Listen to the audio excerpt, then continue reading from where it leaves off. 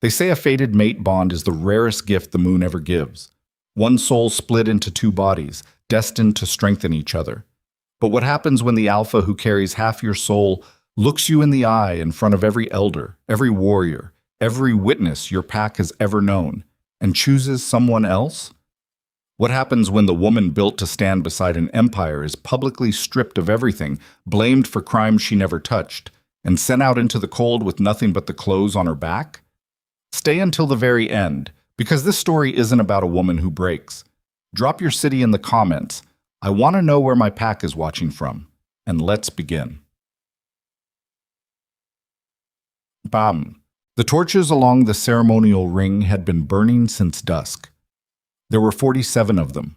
Selene had counted every one from her window while she dressed, because counting was the only thing that kept her hands from shaking. 47 torches driven into the earth in a wide circle at the heart of Silver Hollow's territory, their flames fat and orange against a sky that had gone the color of a bruise. The whole pack would gather beneath those flames tonight, every elder with their silver-streaked hair and their careful eyes, every warrior with calloused hands and loyalty worn into the muscle, every woman who had ever whispered about the alpha's fated mate with something between envy and reverence, every child who had grown up hearing that the moon bond was sacred, unbreakable, the foundation on which a strong pack rested. Selene Breyer had believed that too, once. She stood at the mirror in the small chamber attached to the main hall and looked at the woman looking back at her. 24 years old, dark hair braided back from her face the way her mother had taught her, tight against the skull and wound with a thin cord of dried moonflower. Her dress was the pale silver that a confirmed Luna wore to the moon bond ceremony, the garment that meant she was stepping forward to stand beside her alpha, to let the elders witness what the moon had already written in their blood. It had taken her 3 weeks to sew the trim by hand. The stitches along the hem were so fine they were nearly invisible, because Selene did everything either perfectly or not at all. That was the first thing anyone ever learned about her. The second thing they learned was that she was not afraid of Riker Ashthorne. Most people were. He was built like a siege engine, broad-shouldered and hard-jawed, with pale gray eyes that could strip the confidence off a man in a single flat look. He'd taken the alpha mantle at 19 when his father's lungs gave out, and he'd held Silver Hollow together through 2 drought years and a border war with the Iron Veil Pack through sheer force of will and a reputation for being exactly as brutal as necessary and never more. The Pack feared him. They respected him. Some of them, Selene suspected, loved him the way men love a blizzard, with awe and terror in equal measure, grateful when it passes, never forgetting what it cost. Selene had never feared him. She had loved him. That was its own kind of damage. She pressed her fingers flat against the mirror's edge and breathed. Outside, she could hear the pack assembling, the low rumble of conversation, boots against packed earth, the occasional bark of laughter from the younger warriors, who didn't yet understand that some nights marked a permanent before and after. She could feel the bond pulling at her chest the way it always did when Riker was near. That low, persistent warmth seated somewhere behind the sternum, like a coal that never fully cooled. She had felt it since the night 3 years ago when she'd been 19 and he'd been 21, and they'd both stood in the northern field during the annual marking, and every elder present had gone silent when the bond revealed itself in the old way. The shimmer of moonlight that ran between two people like water finding its channel, visible only to those who knew what to look for. She had looked at Riker then, and he had looked at her, and for exactly 7 seconds his face had been unguarded, open, something close to terrified and something close to wonder in the same breath. Then the mask had come down. She'd spent 3 years learning the landscape of that mask. Selene. Her younger sister Mira appeared in the doorway behind her, still in her working clothes, mud on her boots from the afternoon patrol routes. Mira was 18 and had their mother's sharp chin and their father's inability to keep any feeling off her face. Right now her face was doing something complicated, a mix of pride and worry that she was trying and failing to compress into something neutral.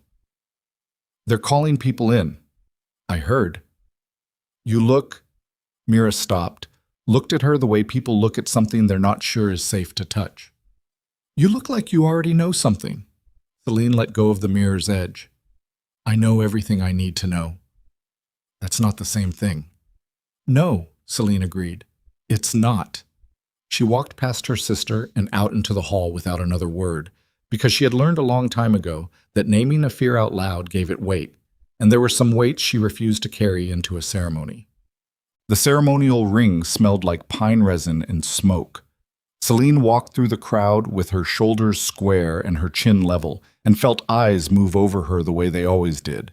Not with hostility, not exactly, but with that particular quality of attention that people give to someone they're already writing a story about.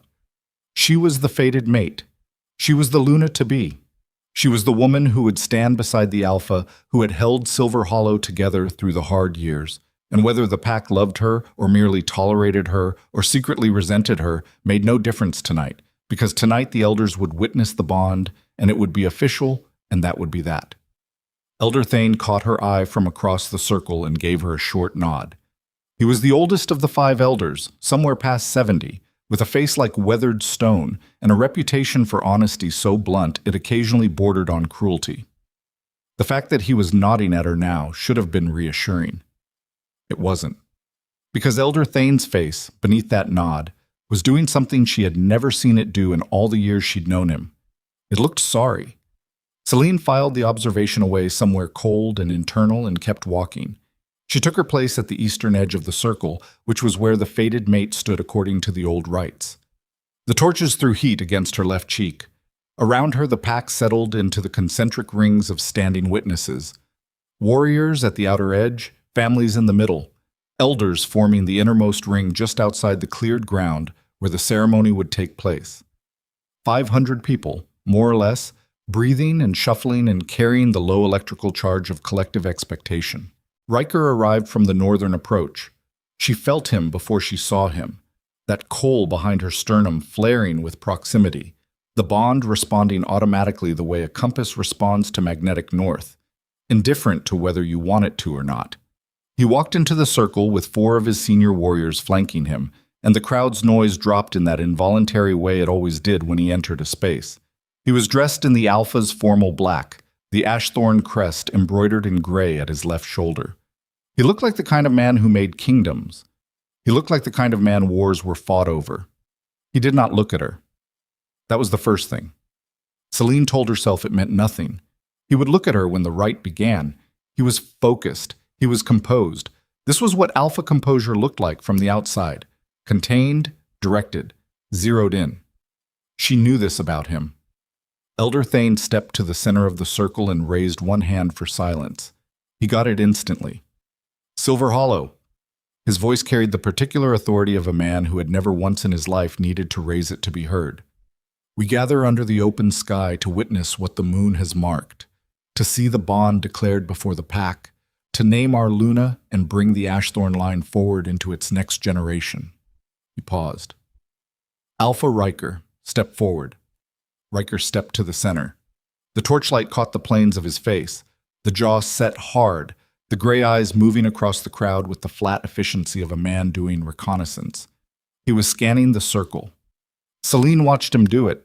He was not nervous. She'd learned to read his particular brand of controlled tension long ago, and this wasn't it. He was decided about something. The fated mate stands to the east, Elder Thane said. Selene Breyer, step forward. She stepped forward. 20 feet separated her from Riker when she stopped.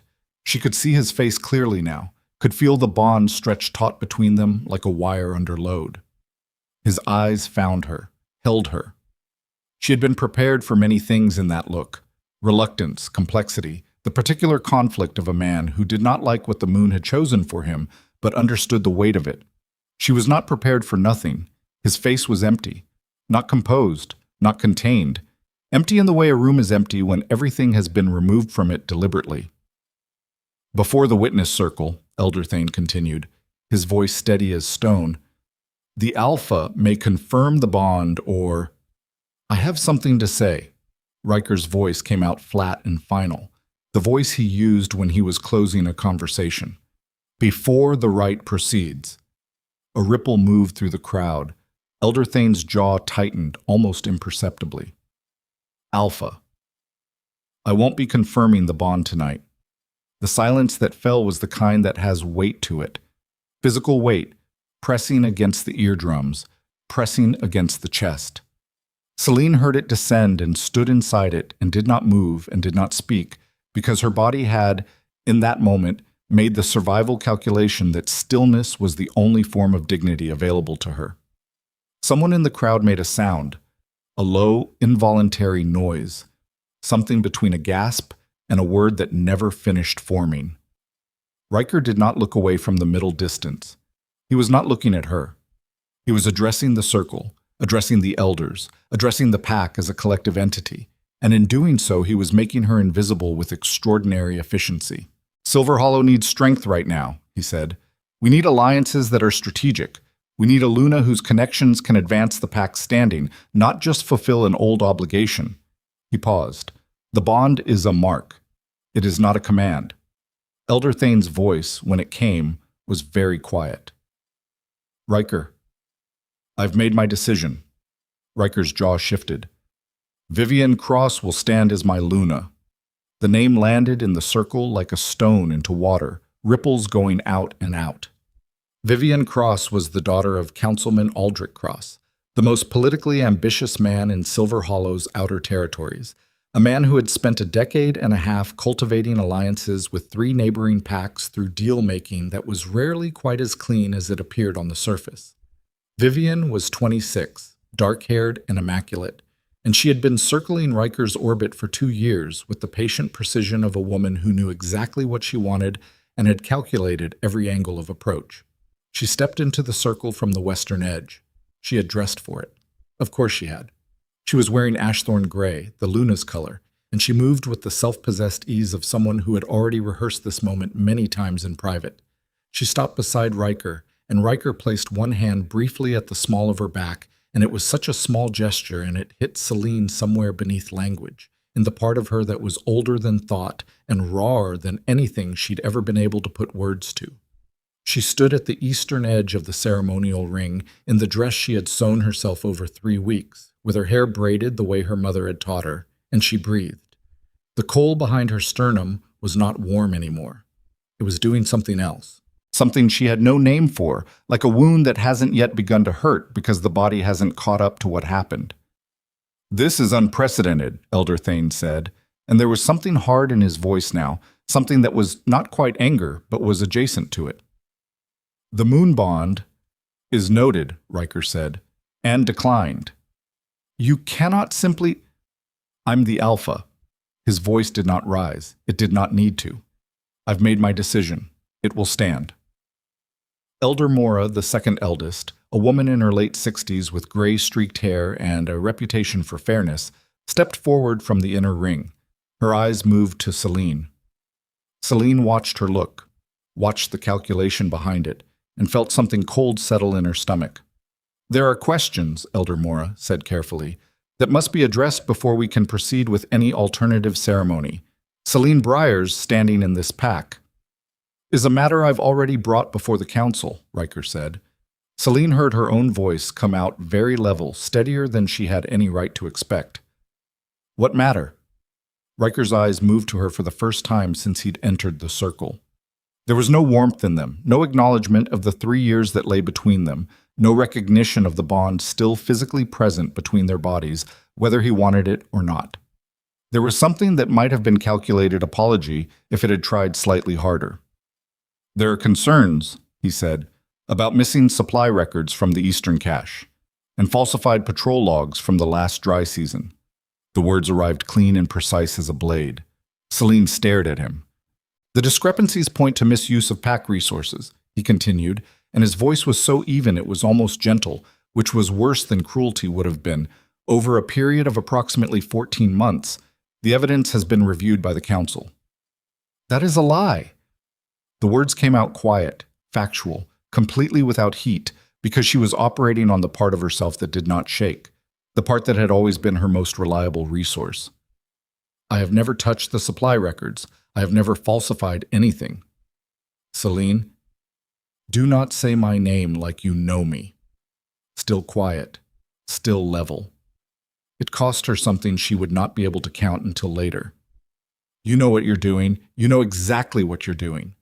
Riker held her gaze for precisely long enough that she could see, really see, past the alpha mask, past the performance of authority, that he was not uncertain about this. He had made this decision with the full knowledge of what it was. That was the thing that would live in her chest for years afterward. Not that he had been cruel, but that he had been deliberate. "You are relieved of your standing in Silver Hollow," Elder Mora said, her voice carrying the formal weight of official declaration, even as something moved across her face that might have been shame. "Pending full council review of the charges, you are no longer to be considered a candidate for the Luna position or any PAC office. Your access to PAC territory—" "I heard you," Selene said. She looked away from Riker. She looked at the circle of witnesses, 500 faces in the torchlight, some of them stunned, some of them already recalibrating, some of them wearing the specific blankness of people who have decided it is safer not to have an opinion. She saw Elder Thane looking at the ground. She saw Vivian Cross standing at Riker's side with her chin level, and her expression carefully neutral, neither triumphant nor sympathetic, the face of a woman who had learned early that winning required discipline even at the moment of victory. She saw her sister at the outer edge of the circle. Mira's face was not doing anything complicated anymore. It was just raw, eyes bright, jaw working, the look of someone trying very hard not to make a sound that would make everything worse. Selene found, in that moment, one absolutely clean and undeniable thing. She was not going to give them tears. Not here. Not in this circle, under these torches, in front of these witnesses. Whatever broke inside her tonight would break in private, and it would break quietly, and it would be the last thing she allowed to break. She reached up and pulled the moonflower cord from her braid. 3 years of carrying that ritual marker. She held it for a moment, the dried flowers small and light in her palm, and then she set it deliberately on the ground at her feet. Not thrown, not abandoned, set down. The difference mattered to her even if it mattered to no one else. She walked out of the circle. No one stopped her. The night outside the ceremonial grounds was cold and very dark between the torch-lit path and the tree line, and Selene walked into that dark without slowing because stopping would have meant having to decide what to do next, and she was not ready to make that calculation yet. Her feet knew the path to the eastern ridge. She'd walked it 1,000 times, in every season, in every weather, in the particular way that a body learns routes it travels often enough. She climbed through the tree line without thinking about it, pushing through the low branches that hadn't yet lost their summer leaves, and came out on the flat shelf of granite that looked west over Silver Hollow's territory. The PAC's lights were visible below, the ceremonial ring still burning, the council hall, the longhouse, the scatter of smaller structures that made up the heart of the territory she had been a part of since she was a child, the territory she had believed she would help lead, the territory whose alpha had just accused her in front of every witness they possessed of crimes he knew she hadn't committed. She sat on the granite shelf and put her hands flat on the cold stone and breathed. The bond was still there. That was the part she hadn't anticipated, the part that made everything else stranger and harder. She had expected that what Riker did tonight would sever it, that rejection would be clean, that she would feel it go. But it was still there, banked and altered, the coal behind her sternum, now a different kind of heat, less warmth, more pressure. Like something that had been meant to move forward had been stopped by a wall, and was now building behind it, directionless and dense. She had read once, in the old texts Elder Thane kept in the council archive, that a moon bond couldn't be fully severed by choice, that it had to die naturally, the way any living thing died. Through time, through distance, through the slow starvation of what it needed to survive. She had filed that information away in the abstract, the way you file away facts about disasters you don't expect to need. She was going to need it now. "Selene." Her sister's voice came from the tree line behind her. Mira climbed out onto the granite shelf, breathing hard from the incline, mud still on her boots. Her face in the dark was mostly shadow, but her voice was stripped down to nothing pretentious. "Tell me what you need. Right now?" "Right now." Selene considered the question the way she considered all questions, completely, without sentimentality, looking for the most accurate answer. "I need to know who built the case against me." Mira was quiet for a beat. "You think it was fabricated start to finish." "I know it was." Then who? Vivian's father is on the supply council. Celine's voice stayed flat, analytical, moving through the facts because facts were the only currency that retained value in situations like this. Aldrich Cross has been on the Eastern cash rotation for 2 years. He would have access to the records. He would know which logs to alter and how to make the alterations look like they'd been there long enough to be credible. Mira was silent. Riker let it happen, Selene continued. Whether he designed it or simply allowed it, I don't know yet. But he knew the charges weren't real. He looked at me, and he said it anyway. She paused. Which means the rejection was never about Vivian. It was about him deciding, at some point in the last year, that a fated mate with no political capital was a liability, and a Luna from the Cross family was an asset.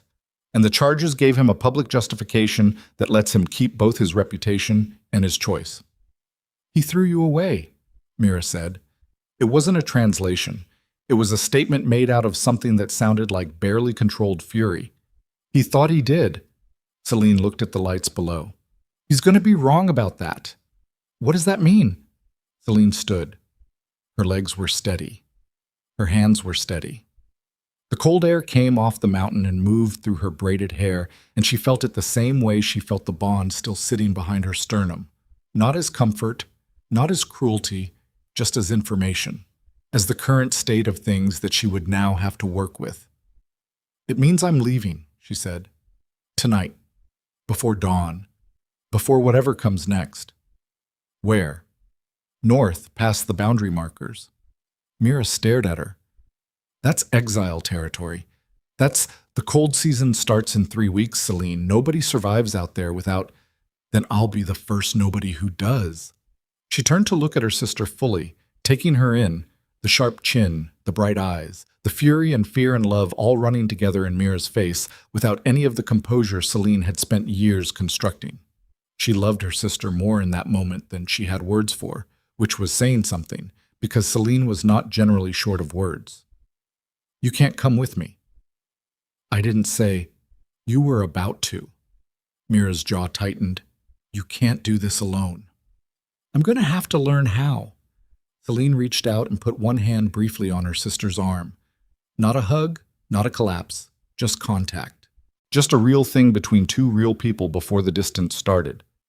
Don't let them tell the story for you. You know what happened here. You know what I am and what I'm not. Hold on to that. Selene, go back down. She let go of her sister's arm and turned north.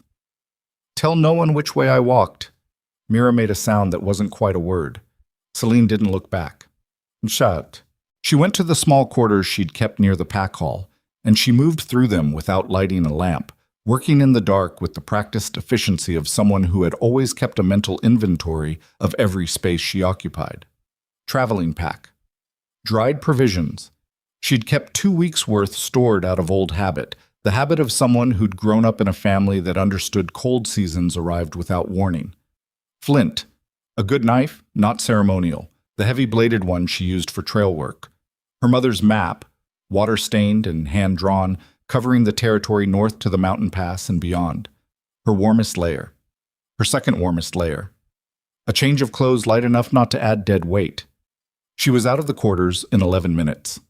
The pack was still gathered at the ceremonial ring. She could hear it in the distance, the changed quality of the sound, the ceremony continuing without her.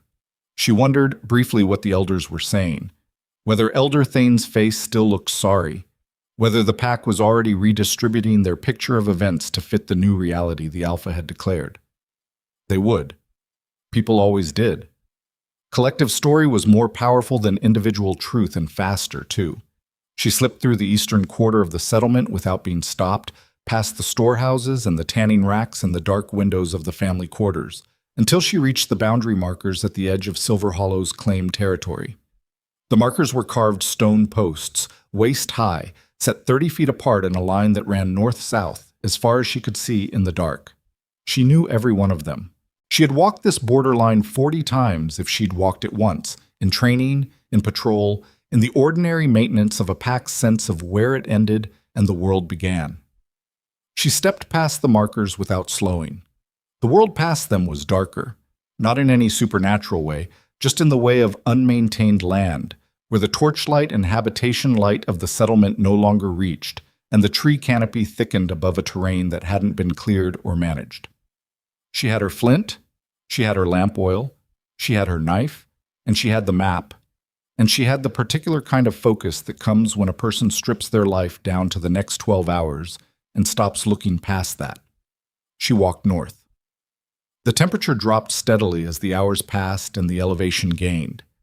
By the time the sky began to gray at the eastern edge, she was 2 miles past the boundary markers, deep in the transitional terrain between Silver Hollow's territory and the true northern borderlands, and the bond behind her sternum had gone from pressure to a low, dull ache that she categorized as irrelevant and kept walking.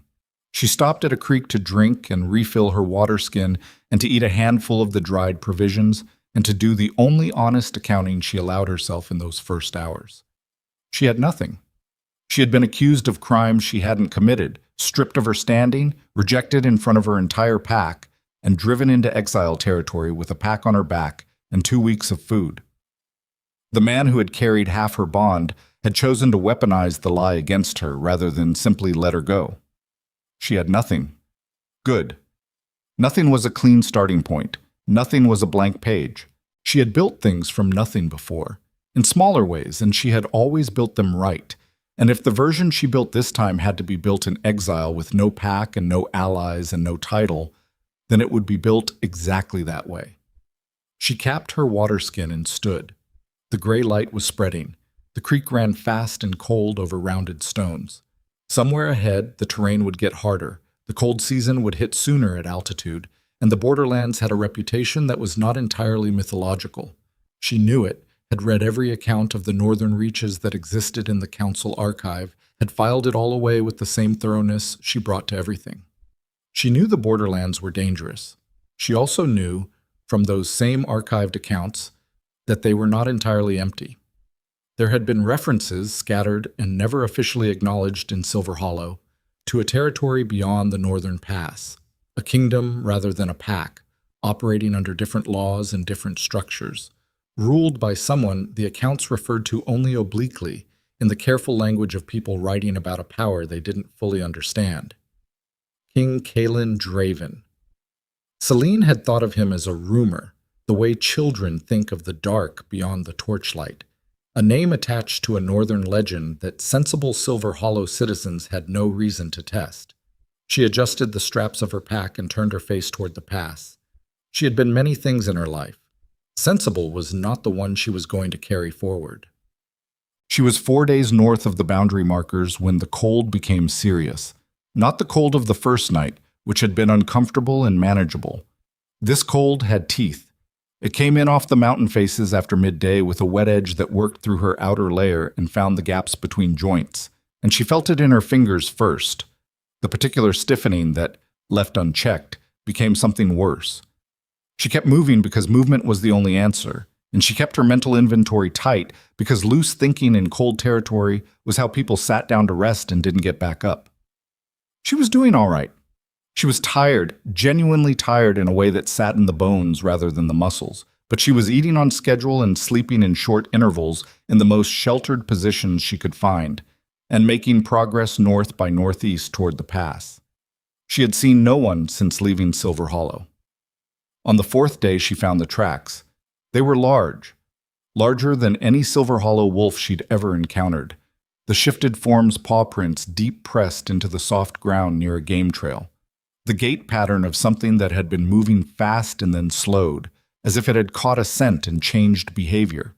She crouched over them and measured the stride length with her hands and felt the back of her neck go alert in the particular way that meant her body had processed something her conscious mind was still catching up to. She was being tracked. She stood slowly and didn't look around. Sudden movement was wrong here, the behavior of prey, and instead scanned the tree line in the measured way of someone cataloging information. Nothing visible. Dense spruce to the north, the game trail ahead, the creek somewhere to her left audible but not visible through the undergrowth. The tracks were maybe 6 hours old based on the moisture in the edges. She kept walking. They found her at the creek crossing. There were 3 of them, shifted, coming out of the tree cover on the northern bank as she stepped onto the flat stones midstream. The largest one was the color of dark ash, the same shade as the tracks, and it was big in a way that Silver Hollow wolves simply weren't, the kind of big that spoke to bloodline rather than individual anomaly. The other two flanked it at angles that were tactical rather than incidental. These were not feral wolves. These were wolves operating under discipline. Selene stopped in the middle of the creek. The water was ankle-deep and very cold. She held her hands away from her body, palms out, and met the ash-gray wolf's eyes directly, because looking away was submission, and she was done with submission. She had been done with it since the moment she'd walked out of the ceremonial ring. "I'm not a threat," she said. Her voice came out steady despite the cold in her feet and the speed of her pulse. "I'm traveling north. I have no quarrel with your territory." The ash-gray wolf stared at her with eyes that were a pale, almost colorless gray, the kind of eyes that processed information with disturbing efficiency. Then it shifted. The change was fluid in the way of very old bloodlines. None of the labored heaving she'd seen in Silver Hollow's younger wolves, just a smooth reorganization of form that resolved into a man somewhere north of 30. Dark-haired, clean-featured, the kind of face that gave nothing away, not because it was empty, but because it had been thoroughly trained. He was wearing nothing, shifted in the field, no time for provisions, but he stood in the winter creek like the cold was a fact about the world that concerned him less than she did. He looked at her for a long moment. "Silver Hollow," he said. Not a question. She didn't ask how he knew. Her scent would carry pack markers for weeks after exile, the pheromone signature of the territory she'd been born into and had lived in all her life. Former. Something shifted in his expression, infinitesimally, the movement of a muscle barely used. "Former," he repeated. "Yes." "Why north?" "Because south is behind me and north is what's left." He studied her. The gray eyes moved over her, not with the invasive appraisal of a man looking at a woman, but with the specific quality of someone assessing a situation for its actual variables. She let him look. She was past the point of performing anything for anyone. "You're half frozen," he said. "I'm managing." "You're managing poorly." He turned to the wolf on his left and said something in a dialect she didn't recognize, short, clipped syllables that carried command weight. The wolf shifted, became a man, pulled a folded garment from a bundle she hadn't noticed at the tree line, and brought it forward. "There's a way station 2 miles northeast. You can warm there and eat something that isn't whatever dried pack you're carrying." She took the garment. It was a heavy wool outer layer, worn but good quality, and it smelled of pine and cold, and a pack scent she couldn't identify. She put it on because her hands were genuinely stiffening, and pride was only useful if you survived to exercise it. "What is this territory?" she asked. He looked at her again with those efficient gray eyes. "Draven Moor," he said. "Western Reach." The name hit her the way names sometimes hit when the reality of them finally collides with the abstraction you've been carrying. She had walked out of Silver Hollow with nothing but a map and the name of a rumor, and she was standing in the rumor's creek, wearing the rumor's wool. "And you," she said carefully. The man who had been an ash-gray wolf of impossible size looked at her with the patience of someone who was accustomed to arriving at conclusions before other people and waiting for them to catch up. "Kaelin," he said. The world stopped moving for exactly 2 seconds. "Kaelin Draven," she said, and it was not a question. "Yes." She stood in the water with his coat on her shoulders and the cold climbing her legs, and the bond behind her sternum doing something new. Not the familiar coal warmth of the Silver Hollow bond, not the dull ache it had become over 4 days of exile, but something else. Something she didn't have a name for yet. Something that felt, in its first stirring, less like wound and more like a sound from the south, fast and deliberate. Footfalls, multiple, coming from the direction she'd traveled, still distant but moving at a pace that was not casual. Kaelin heard it the same moment she did. His attention snapped south, and the 2 wolves, still in shifted form, swung their heads in the same direction, ears forward. "How far behind are they?" she asked, because she already knew what they were. Silver Hollow, coming fast and coming with intention. 20 minutes, Kaelin said. 15 if they're running. They'll be running. Odd. He looked at her again, the whole calculation of it in a single look. Who she was, what she'd walked away from, what was following her, what decision he was being asked to make at a creek crossing on the western reach of his kingdom at dawn in the cold season. Can you shift? He asked. My wolf is... She stopped. Because she hadn't shifted in 3 days, hadn't tried, and the bond disruption that came with rejection did things to the wolf form that she hadn't tested yet, and she didn't know what would happen if she tried now, and the answer was nothing. I don't know. He nodded once, the way a man nods when he accepts an answer that isn't good, and adjusts his plan around it. Then we run on 2 legs. He turned northeast without waiting for her agreement, because he was a king in his own territory, and running was the only sensible option, and she had just become his problem whether either of them had chosen it. He looked back once over his shoulder. Keep up. And from the south, closer now, close enough that she could hear the distinction of footfalls, could count at least 6 separate sets, came the first howl. It was the sound of Silver Hollow wolves, running hard. It was the sound of Riker Ashthorn's pack. And it was not, Selene realized with a cold precision that cut through exhaustion and exile and everything else, the sound of people coming to apologize. She ran. Not the running of panic. Panic was a luxury she had stripped from herself somewhere around the 2nd day north of the boundary markers, when survival stopped being a concept and became a practical problem requiring practical solutions. This was the running of calculation. Pace herself against Kalen's longer stride. Keep the footing on the frozen ground.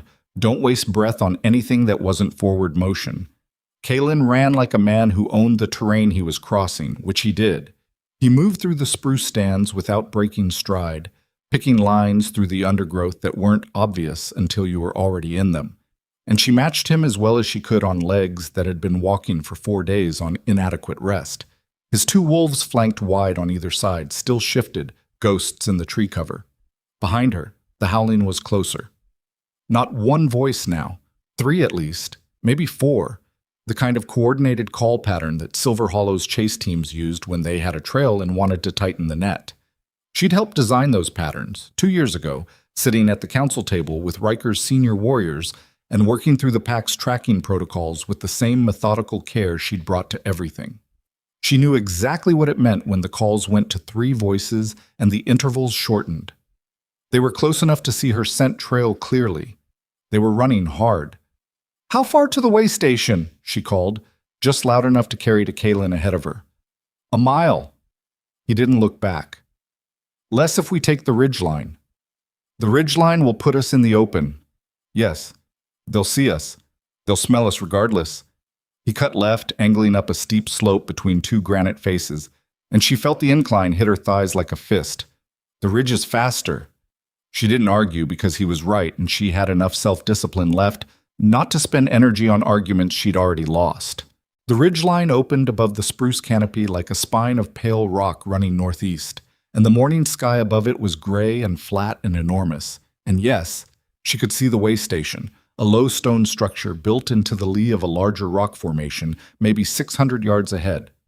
She could also see, when she looked back over her shoulder at the top of the ridge, 3 wolves breaking out of the tree line below. Silver Hollow gray. Moving fast. One of them lifted its head, and the howl that came out was different from the tracking calls, shorter, declarative. She knew that pattern too. They've marked us visually, she said. I know. Kalen's pace had not changed. He had the quality of a man who processed emergencies at a normal metabolic rate. Not because he was unaware of them, but because urgency was useful only when it changed available options, and right now it didn't. She ran. And the way station door was heavy oak, iron-banded, and Kalen had it open before she reached it. She went through, and he came in behind her, and one of his wolves took the door from outside, holding position. The interior was 1 room, a fire pit, cold, a stacked supply of dry wood, provisions on a shelf. 2 bedrolls, weapons rack with blades she didn't recognize the design of.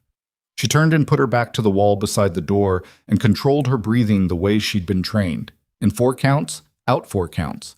Let the pulse come down to something useful. Kalen stood in the center of the room, not winded at all, watching the door. They'll be at the ridge foot in 3 minutes, she said. 2.5. Will they cross into Dravenmoor? He looked at her then. The pale gray eyes were doing that efficient processing thing again, reading her the way she was used to being read only by people who were paying very close attention. That depends, he said, on what they want badly enough. She held his gaze. They weren't sent to retrieve me. No. The charges Riker declared, falsified supply records, misuse of pack resources. If those become official record and I'm free and talking, you're a liability. He said it without inflection, the way a man states a geological fact. Yes. A silence that had weight to it. Outside, one of his wolves made a low sound, a signal, not a howl, close. They're at the tree line, Kaylin said. She didn't move from the wall. Her hand was near the knife at her hip, not on it, because pulling the knife now was a decision she couldn't take back. And she had learned, was still learning in real time in this room, to hold every irreversible decision in her hands for exactly as long as she could before she made it. The door opened.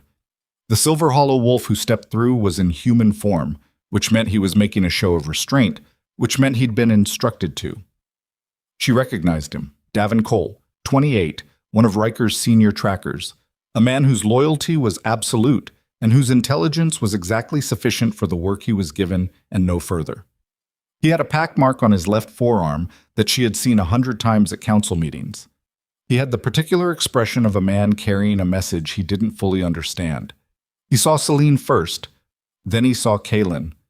Something moved across his face that she filed away.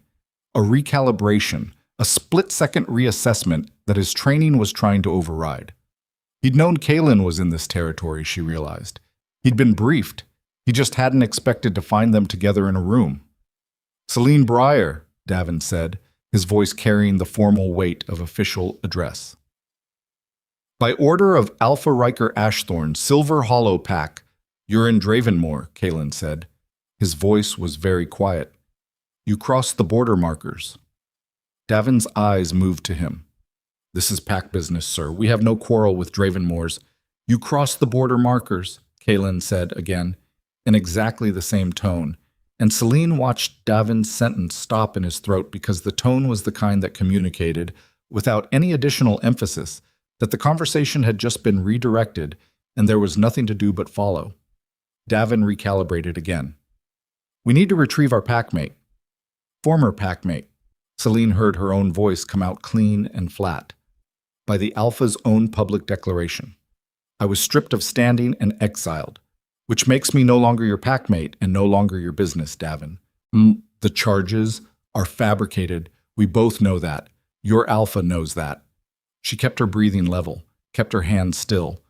The question is what you were told to do when you found me, and I'd like to hear you say it out loud in front of a witness. Davin's jaw tightened. The silence in the room was the specific silence of a man holding an instruction he couldn't say in present company, because saying it would constitute a confession to someone with the authority to act on it. Kaylin had not moved from the center of the room. He was simply present in it, in the way a mountain is present, without apparent effort, without apparent aggression, in a way that made the room's geometry organize around him. You'll leave the same way you came, Kaylin said. Your packmate, as you've called her, is under the protection of Dravenmoor effective this moment. If Alpha Ashthorn has concerns about that arrangement, he's welcome to bring them to me directly. A pause so short it was almost not a pause. Personally, Davin looked at him for a long moment. Then he looked at Selene, and what was in that look was complicated, messier than hostility.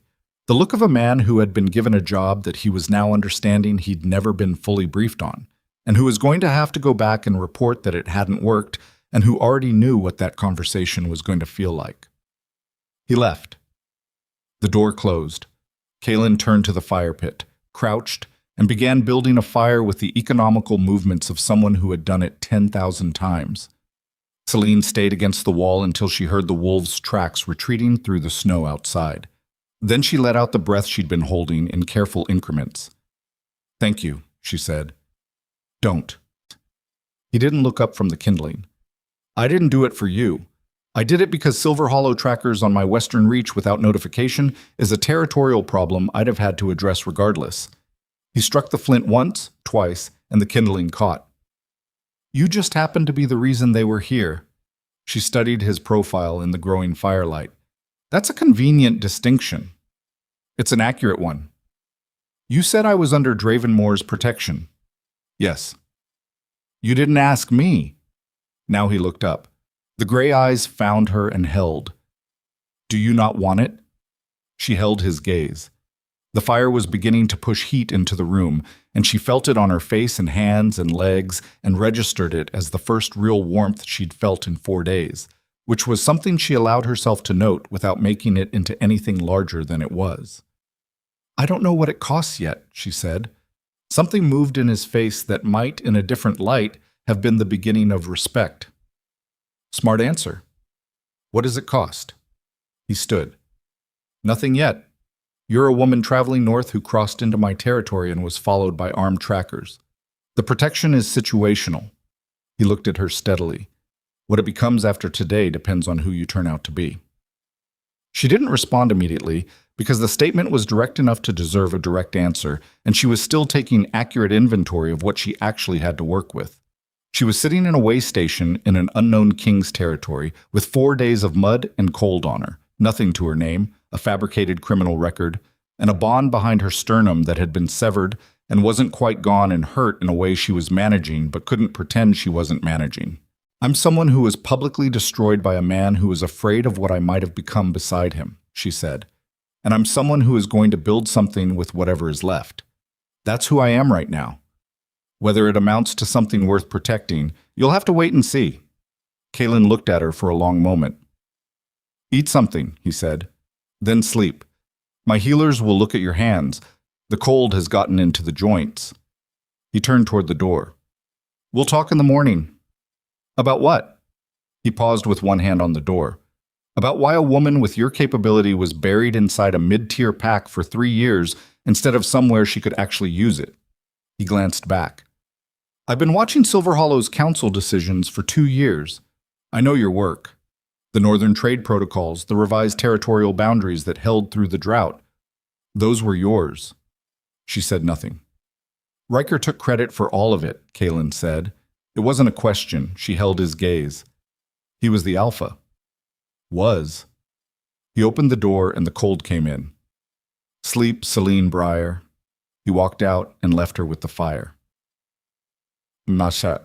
She slept 4 hours, which was more than she'd managed in any single interval since leaving Silver Hollow, and she woke to gray light through the way station's single window and the sound of voices outside conducted in that dialect she didn't recognize, low and rapid, the particular rhythm of a report being given and received.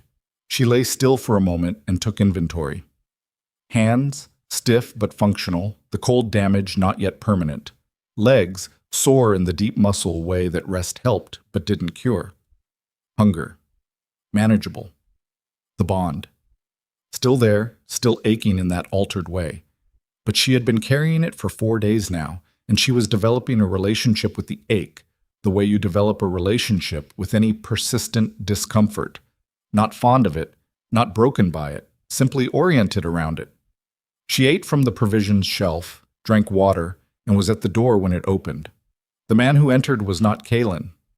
He was older, perhaps 50, with a healer's hands, the particular careful quality of someone who used them as instruments, and a face that was professionally neutral in the way of people whose work required them to see things without reacting to them.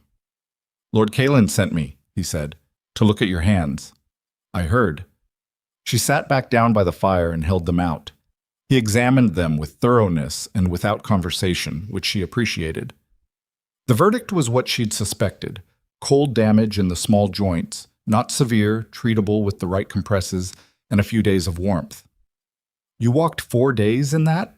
He asked, not accusingly, just as a data point. Yes. From Silver Hollow. Yes. He looked at her. Not with pity, she registered with relief. With something more like the appraisal a craftsman gives a piece of work that has survived conditions it wasn't designed for. You'll keep the use of them, he said. Keep them warm for the next week. Don't do anything stupid with them. Define stupid. Shifting in cold weather, extended contact with metal, fighting if you can avoid it. I'll do my best. He wrapped both hands in a warm compress that smelled of pine oil and something else she didn't recognize, and then he left without further ceremony, which suited her perfectly. Well, Kalen came at midday. He came alone, which she noted. He sat down on the other side of the fire without preamble, and she looked at him in the full light and did what she always did with new information. She looked at it accurately instead of conveniently. He was not what Silver Hollow's rumors had made him. The rumors had constructed a tyrant, which was what people always constructed when they were afraid of power they didn't understand. What she saw was a man who was deeply comfortable with authority in the way of people who had never needed to perform it. It didn't announce itself. It simply was, the way gravity was. He was watching her with the same quality of attention he'd given her at the creek, and she returned it without deflection because the time for performing composure she didn't feel had been over since the ceremonial ring. "Your predecessor at Silver Hollow's northern boundary," he said, without opening pleasantries. "Old Alpha Corvin. He signed a water rights agreement with my father's predecessor 20 years ago. Your current Alpha voided it 2 years into his tenure.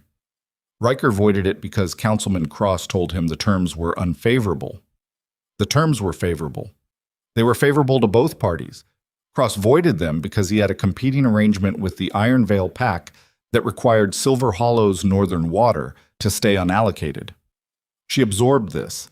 She had suspected something like it, had noted at the time that the water rights decision made no logical sense from Silver Hollow's position, had raised it once at council and been dismissed, had filed the anomaly away in the part of her mind that kept records of things that didn't add up yet. "You've been watching Silver Hollow closely," she said. "I watch all my neighbors closely. It's how you stay a king instead of becoming a cautionary tale." He looked at her steadily.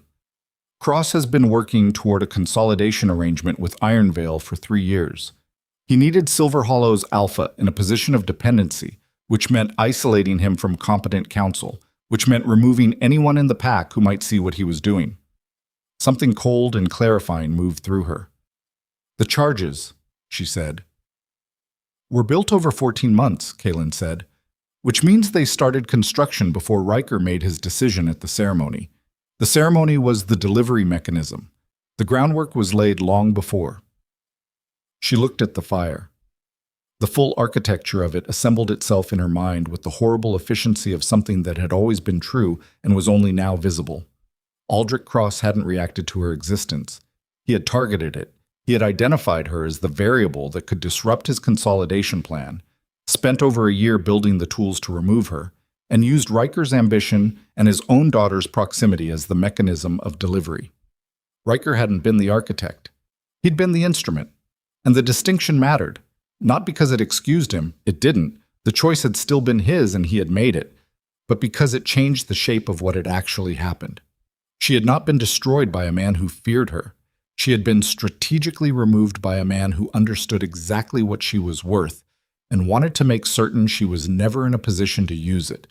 There was something almost clarifying about that. Not comfort. She was past the point where the reasons changed the damage. But the particular clarity of accurate information, which she had always found easier to work with than comfortable lies. "Why are you telling me this?" she asked. Kalen's gray eyes held hers. "Because you're going to need to understand the full board before you decide your next move," he said. "And because I don't see the point in letting someone capable operate on incomplete information when I have the complete version. That's not the whole reason." A pause. Short, measured. "No," he said. "It's not." She waited.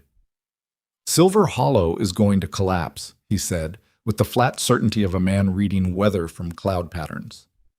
"Cross's consolidation with Iron Veil will fail because Iron Veil's Alpha is more ambitious than Cross has accounted for, and when it fails, it will fail loudly, and it will take half of Silver Hollow's eastern territory with it.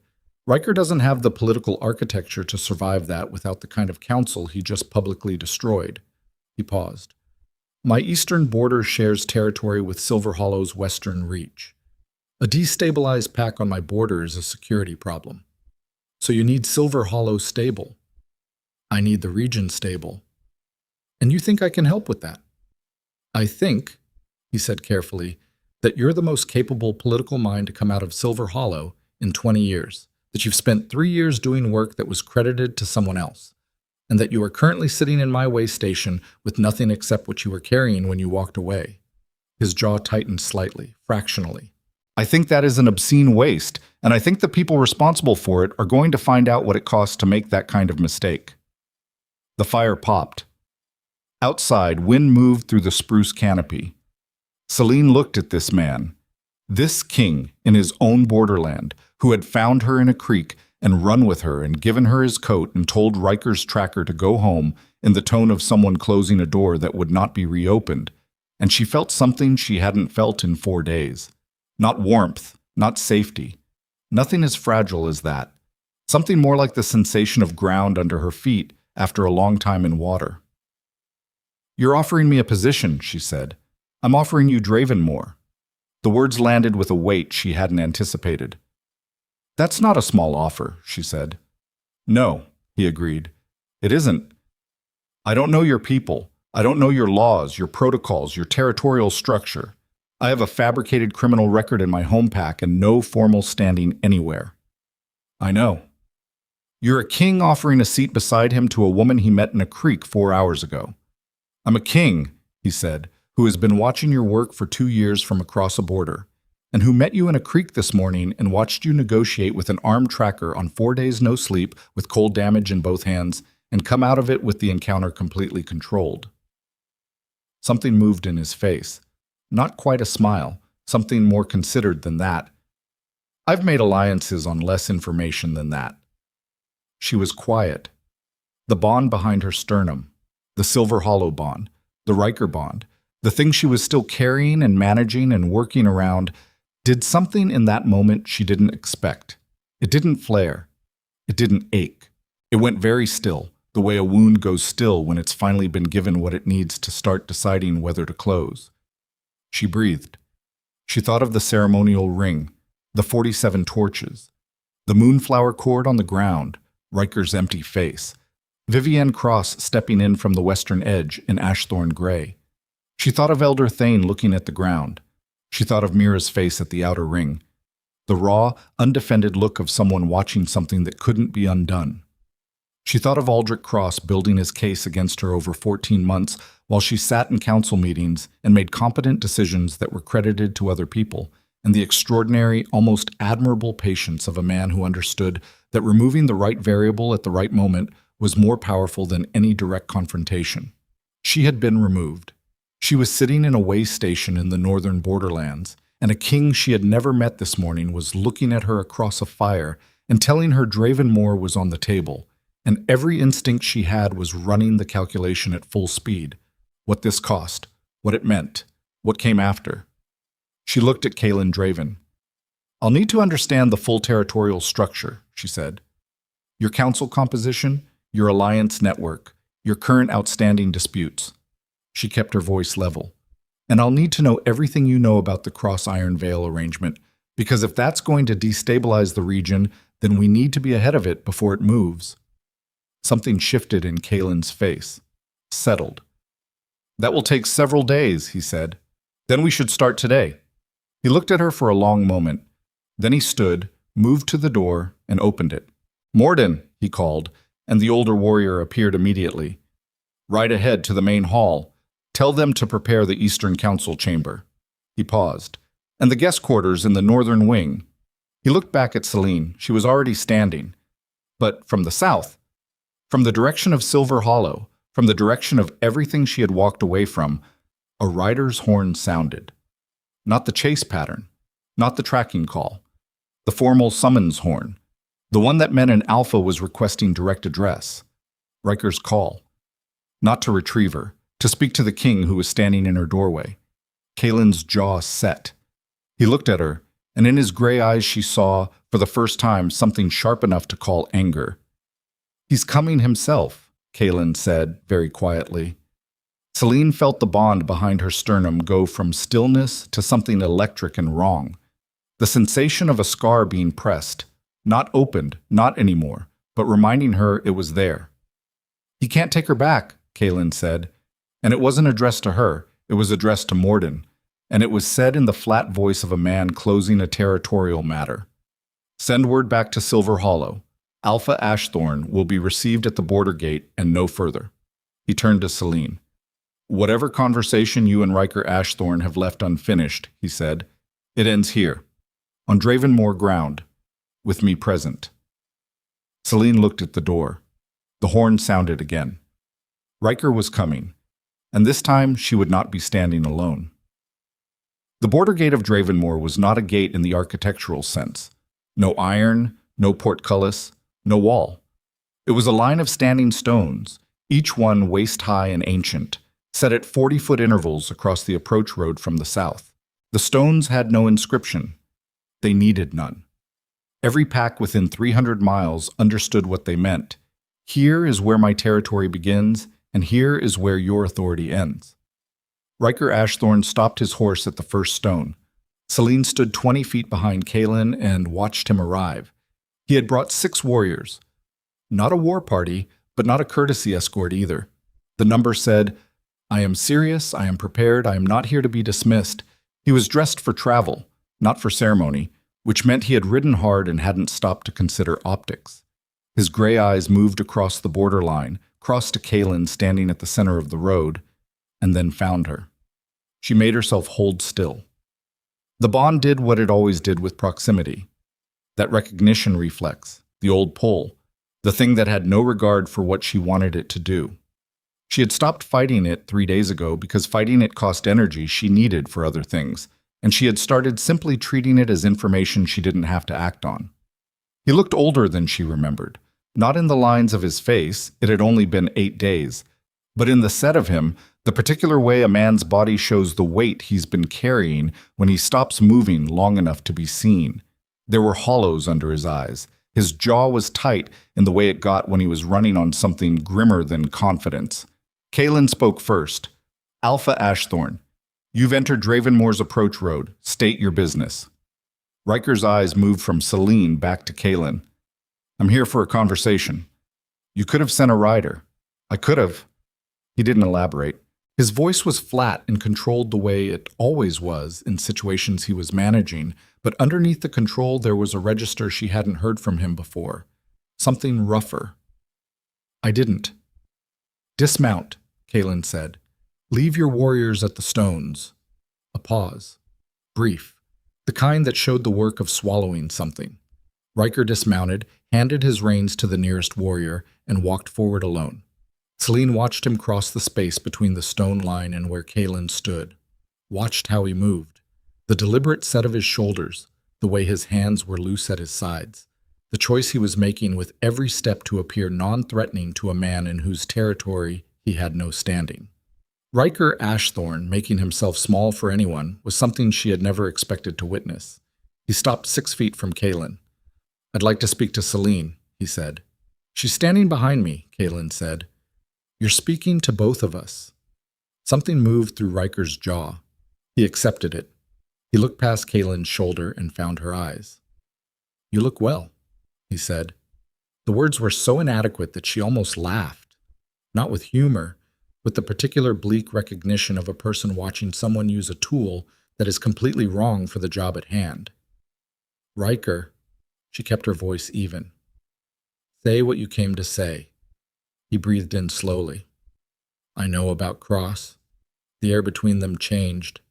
Say that again, she said. Aldrich Cross? His voice was tight, the words coming out like something being forced through a narrow opening. I found the original supply records 2 days ago. The real ones. In Mora's archive, she'd kept copies going back 4 years. The falsified versions were inserted 6 months ago into the active file system. Cross's signature is on the revision orders. She looked at him and felt absolutely nothing she had expected to feel at those words. She had imagined this conversation, had run it in her mind in the cold nights traveling north, and she had imagined feeling something when the acknowledgement finally came. Vindication, fury, the particular satisfaction of being proven right after being publicly destroyed. What she felt instead was tired. You knew, she said. You didn't need the records to know. You looked at me at the ceremony and you said it anyway. His jaw shifted. I didn't have proof that he... I'm not asking about proof. I'm asking what you knew when you stood in that circle. a silence that cost him something. "I knew it was likely," he said. "I didn't know the extent." "Likely," she repeated. "Selene, you publicly charged me with crimes you thought were likely fabricated," she said, "because it was easier than telling Vivian Cross's father that you weren't interested in his arrangement, because it gave you a clean exit and kept your alliance intact and put the cost entirely on me." She held his gaze. "So yes, I understand that you found the records. I understand that you now have what the council would call evidence, and I want you to be very clear that none of that is an apology." The 6 warriors at the stone line were perfectly still. Kaelin had not moved. Riker looked at her, really looked, in the unguarded way he almost never allowed himself. And she saw in his face the specific damage of a man who has done something he understood clearly only after it was done and has been carrying the understanding since. She was not unmoved by it. She was human enough, and she had known him well enough, that his damage registered in her as something real. She was also past the point where his damage changed her decisions. "I want you to come back," he said. The words fell into the cold air and just sat there. "The pack is—" He stopped. Started again. "Vivian has been running the council sessions. Cross has been in every one of them. The Eastern Cache situation is now being reported as a resource crisis that requires Iron Veil's assistance to resolve, which means Cross is using the fabricated records as a justification to bring Iron Veil supply lines through our territory." His voice tightened. "It's not assistance. It's occupation by a different name, and I can't—" He stopped. "I need someone who can see what he's doing and knows how to counter it." She waited for the rest of the sentence. He didn't finish it. "You need your political advisor back," she said. "I need you back." "Those aren't the same thing," Kaelin said from in front of her, very quietly, and it was said without heat, almost as an observation, and it was more devastating than a shout would have been. Riker looked at him. "She's not available," Kaelin said, "to return to Silver Hollow as your instrument when the instrument you previously discarded turns out to be necessary." He held Riker's gaze with the patience of someone who has all day. "If you have a legitimate territorial concern about Cross's movements, bring it to me as a border matter and I'll address it accordingly." "This is not a border matter," Riker said, and the control in his voice cracked slightly, just enough. "This is my pack." "Your pack," Kaelin said, "that you're no longer capable of governing without the woman you publicly accused of theft and fraud and cast into exile." The silence after that was very long. Selene looked at the standing stones, the spruce trees beyond them, the gray sky above.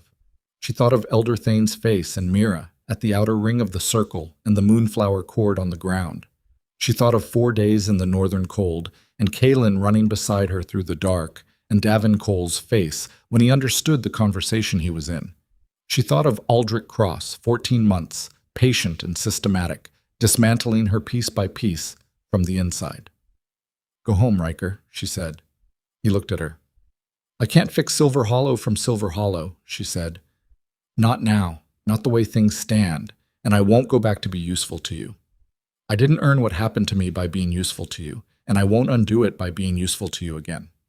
She held his gaze and let him see that this was not grief speaking, not residual feeling, not the bond talking. This was the clearest decision she had ever made, constructed from the most accurate information she possessed. If your pack survives what Cross is building, it won't be because I came back. It'll be because you learned to make decisions that aren't about what's convenient for you. A long silence. Then Riker Ashthorne, Alpha of Silver Hollow, did something she had seen him do exactly twice in 3 years. He looked away first. He turned and walked back to his horse without another word. She watched him go. The bond behind her sternum pulled once, hard, in the automatic way of something that doesn't yet know it's dying, and then it settled again into that dull, managed ache, and she breathed through it the way she breathed through everything now, steadily, deliberately, without giving it more than it was owed. Kaelin turned to her. She met his eyes. "All right?" he asked, and it was the quietest thing he'd said since she'd met him. No authority in it, no calculation, just a direct human question. "Yes," she said, and meant it. It was 3 weeks into her work in Dravenmoor's Eastern Council chamber that the first fracture appeared. The council chamber was high-ceilinged, stone-walled, with a long oak table that had been in Kaylin's family for 4 generations, and showed every year of it, scarred and darkened and absolutely solid. She worked at the eastern end, which Kaylin had designated as hers, without ceremony or announcement, simply by having her materials moved there on the second day, and never suggesting otherwise. In 3 weeks, she had mapped Dravenmoor's full territorial structure, identified 3 outstanding land disputes that had been allowed to calcify into permanent friction, found a supply route inefficiency in the northern reach that was costing the kingdom approximately 15% of its winter provision capacity, and begun drafting the preliminary framework for a regional alliance proposal that would, if executed correctly, make Aldrich Cross's Iron Veil arrangement structurally unnecessary before it ever reached final terms. She had not been sleeping well, which she accepted as the cost of doing the most consequential work of her life while running on incomplete trust in a new environment with a damaged bond that woke her at irregular hours with no sound or sensation she could locate, just a low alarm, like a body remembering something the mind had decided to put down. She was alone in the council chamber on a Tuesday evening, 3 candles burning low, the territorial map spread across half the table, when Morden came in without knocking. She looked up. His face was wrong. Not wrong in the way of bad news. She knew that face, had seen it enough times in council settings to recognize it. Wrong in a different way. Tight at the jaw and careful at the eyes, the face of a man who has information he would have preferred not to carry. "What?" she said. "Lord Kaylin has called an emergency session," Morden said. "The full council, now." She was already standing. What? The full council chamber was the great hall, not the working room, and when she entered it, she counted 11 faces she recognized and 2 she didn't. Kaylin was at the head of the table, standing, and the fact that he was standing told her the information had arrived recently. He hadn't been seated and risen, he'd come in already standing and hadn't wanted to sit down. His face was doing something she hadn't seen it do in 3 weeks. It was doing what her face must have done in the ceremonial ring, the specific controlled blankness of someone who has received a wound and is managing it in real time. "Sit," he said when she entered, and it was addressed to the room, and everyone sat, and she took her place at the eastern end of the long table and looked at him and waited. He looked at her once, that efficient gray-eyed look, but with something behind it that she filed away without name, and then addressed the council. "3 hours ago," he said, "I received notification from the Eastern Border Post that a Dravenmoor trade delegation, 7 people, representing our grain alliance with the Coldfen territory, was detained at the Silver Hollow Western checkpoint." He paused. The checkpoint that, 3 weeks ago, did not exist. The room was very still. "Aldrich Cross has moved a Silver Hollow garrison to the Western Pass." His voice was completely level. "Which borders our eastern approach directly. The detention of our delegation was described as a routine inspection of goods crossing into Silver Hollow territory." He let that sit for a moment. "Our delegation was not crossing into Silver Hollow territory. They were traveling the Coldfen Road, which has been a Dravenmoor trade corridor by treaty for 11 years. Councillor Han, the eldest at the table, leaned forward. "What was Ashthorn's response when contacted?" "Ashthorn didn't respond." Kaylin's jaw shifted. "Cross did, in his capacity as Silver Hollow's new Supply Council chair." Selene heard it land in the room, the word "new," and felt the shape of what had happened clarify in her mind with the specific cold precision of something she had been tracking but hadn't finished calculating yet. "When did Cross take the Supply Council chair?" she said. 4 days ago. Kaylin looked at her. Riker stepped down from direct council oversight of territory and supply. He retained the Alpha title. The room understood this at different speeds. She understood it immediately and completely, and the understanding moved through her not with shock, but with the particular exhausted recognition of someone watching a pattern complete itself. Riker had come to the border gate 3 weeks ago asking her to come home. She had refused. He had gone back to Silver Hollow and, whether from defeat or from the specific failure of a man who has no remaining instrument and doesn't know what to do with empty hands, had ceded the operational council to Aldrich Cross. Cross had waited 4 days. Then he had moved a garrison to the Western Pass. She looked at the maps on the table. She had brought 3 with her when Morden had come for her, the reflex of someone who never entered a strategic conversation without the relevant geography in front of her. She spread the primary one now, the full regional map, and put her finger on the Western Pass. "He's not trying to claim the trade road," she said. The words came out quiet and flat. "He's using the road as a test. If Dravenmore pushes back hard, he establishes that the garrison is provocative and uses that to request Iron Veil military support as a defensive necessity. If Dravenmore doesn't push back, the garrison becomes permanent, and he's got a forward position on your eastern approach without firing a single shot." The council looked at her. "How long have you known this was the play?" Kaelin said. And the question was not an accusation. It had none of that in it. But it was direct, and it asked her to be direct in return. "I've known it was a possible play for 2 weeks," she said. "I had it in the framework I've been building. I thought we had more time before he moved because Iron Veil's winter supply position makes a military support request logistically difficult before spring." She looked at the map. "I was wrong about the timeline." "Why would he move early?" She looked up. "Because I'm here," she said. The room was very quiet. "He spent 14 months removing me from Silver Hollow's council specifically because I was capable of seeing what he was doing," she said. "He would have received a report from Davin Cole about what he found at the way station 3 weeks ago. He knows I'm in Dravenmore. He knows I'm working." She felt the weight of it settle on her shoulders with the full accuracy of an honest reckoning. Not guilt, not self-flagellation, just the clean, terrible weight of consequence. He moved early because he knows that the longer I'm in this council chamber, the smaller his window gets. The silence stretched. Then Kaelin said, "So he provoked Dravenmore early specifically to force us into a reactive position before you finish the framework." "Yes." "Which means the framework is working."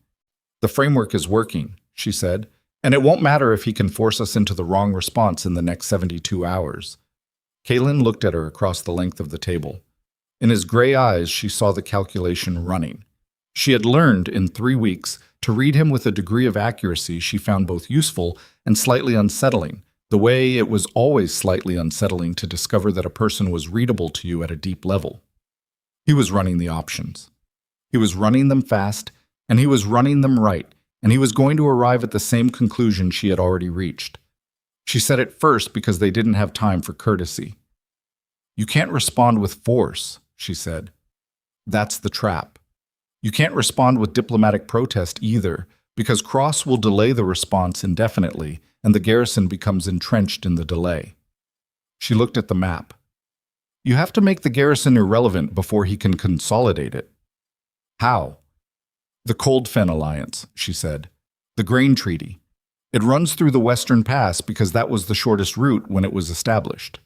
If we reroute the Cold Fen corridor through Dravenmore's northern approach and establish a new trade hub inside your territory, the Western Pass loses its strategic value to Cross because there's nothing moving through it that he can leverage." Kaelin looked at the map. "That route is 60 miles longer," Hen said. "For the Cold Fen traders," she said. "But if we offer favorable terms on the hub, reduced tariffs, winter storage rights, they take the reroute willingly. Cross's garrison is standing on a road that nobody's using." She looked at Kaelin. "He cannot request Iron Veil military support to protect a garrison on a road that isn't strategically significant anymore. The justification disappears." The room was silent. Kaelin looked at her for a long moment. Something was moving in his face that she hadn't seen there before. Not just the calculation, not just the approval, something that sat underneath those things and was quieter and more complicated. "How fast can you draft the Cold Fen proposal?" he said. "Tonight," she said. He nodded once, and then from the doorway, Morden, again, and she knew from his face before he opened his mouth that this was different.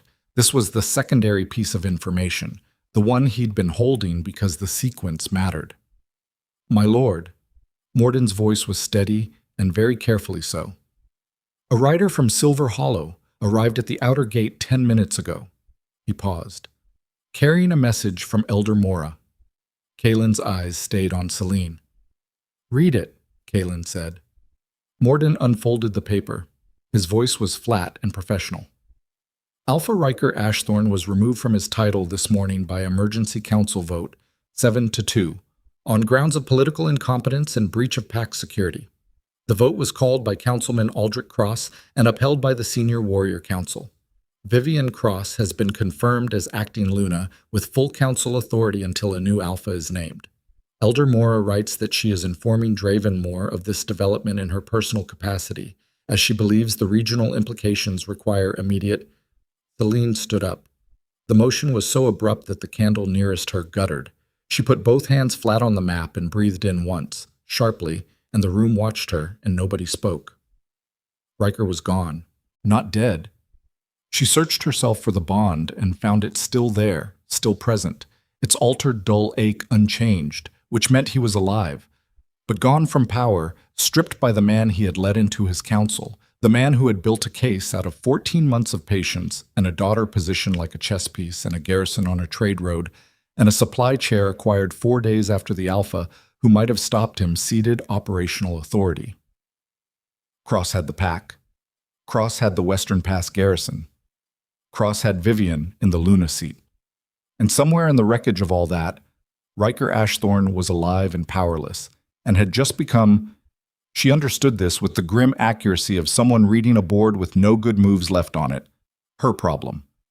Not because she owed him anything. Because an ousted Alpha with a live bond and no pack and no allies and nothing left to lose was a variable that Aldrich Cross would not leave unaddressed. And an unaddressed variable had a way of turning into a body. She looked at Kalen. He was already looking at her. He's in danger, she said. Yes. Cross won't leave him alive and free. A deposed Alpha can rally dissenting warriors. He's a liability the same way I was a liability. Yes. We have to get to him before Cross does. Kalen straightened. His jaw was set and his eyes were doing what they did when he had moved from analysis to decision. That final settling, the look of a man closing the distance between knowing and acting. If we move to protect Riker Ashthorne, he said carefully, we are entering Silver Hollow's internal politics in a way that cannot be undone. Cross will frame it as invasion. Ironvale will have a justification for intervention. He held her gaze. This changes everything. Every move after this is different. She held his gaze and felt the full weight of the moment pressed down on her. The bond, the map, the rerouted trade road, the garrison on the pass, the 14 months of Cross's patience now flowering into something that could swallow the entire region if they chose wrong in the next 60 seconds. She thought of Mira, still in Silver Hollow. I know, she said. Tell me you've thought about what it means, he said. All of it. She looked at him, and she did not look away. It means, she said, that I stop finishing the framework and I start using it. The candles burned, the map lay between them. Kalen turned to Morden. Ride south, he said. Take 12. They rode south in darkness. 12 Dravenmore wolves shifted and running the flanks, with Kalen and Selene on horseback at the center of the formation, not because horses were faster than shifted wolves over rough terrain, but because Selene's hands were still wrapped and she couldn't shift safely, and Kalen would not ride into someone else's burning territory on 4 legs when 2 gave him the posture of a king, making a deliberate choice rather than an Alpha answering a provocation. Posture mattered. It was the first thing her father had taught her about power in the years before he died, before Silver Hollow had become her entire horizon. The way you arrive tells people what kind of fight they're in before a single word is spoken.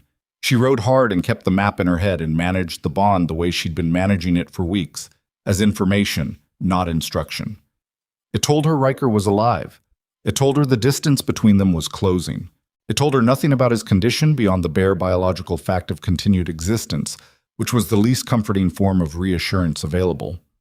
Cross will have moved on him within hours of the council vote, she said. The wind was cold and fast against her face, and she kept her voice pitched to carry to Kalen riding beside her without carrying past him. He won't use pack warriors directly. Too visible. Too easy to trace back. Hired, Kalen said. Hired, or Cross's personal retainers. He keeps 6 men on private pay that never appear in Silver Hollow's official roster. I found a discrepancy in the provisions accounting 2 years ago and traced it to those 6 men and brought it to the council, and Riker tabled it as a non-priority. She heard the edge in her own voice and filed it. Not now. Those men answer only to Cross. They're not bound by pack law. Where would Riker go when he lost the title?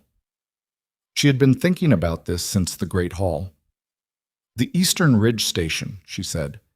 It's a training post. He built it himself when he was 19, first year of his Alpha tenure, before he had the resources to do it properly. Timber and stone, no comfort, but solid. He knows every approach line and exit point. It's the place he goes when he needs to think without witnesses. She paused. I know because he told me. Once. 3 years ago when he still talked to me like I was a person he trusted. Kaylin said nothing to that. She hadn't expected him to. The terrain changed as they crossed the boundary markers, and she felt it the way she always felt it. The particular atmospheric shift of moving from Dravenmoor's cold open reaches into the denser lower country of Silver Hollow's northern edge. The trees were different here. The smell was different. Her body recognized it with the involuntary accuracy of an animal returning to its territory of origin, and the recognition was neither welcome nor avoidable. She had spent 24 years in this land. She had walked out of it 8 days. No, longer than that. It felt like a different lifetime, which told her something about the compression of experience under pressure. Morden pushed his horse up beside hers. Forward scouts are picking up scent, he said. Eastern Ridge approach, 2 miles. Multiple? Kaylin said. 4 distinct trails. 2 of them are fresh. Within the last hour. Selene looked at him. Cross's men are already there. Kaylin's jaw set. He looked at Morden. Tell the flanks to close in. No shifted approach until we see the situation clearly. He looked at Selene. If this becomes a fight on Silver Hollow soil, it already is, she said. The question is whether it's a fight we finish. He held her gaze for exactly 1 second. The look of a man who has decided and is simply confirming that the person beside him has decided too. And then he kicked his horse into a harder run. She rode, chubbed. The Eastern Ridge Station was exactly as she'd pictured it from Riker's description. Low, dark, built into the natural shelter of the rock face, with a clear sight line down the southern approach, and deep shadow on the northern side, where the granite overhang threw everything into darkness, regardless of the hour. A practical structure.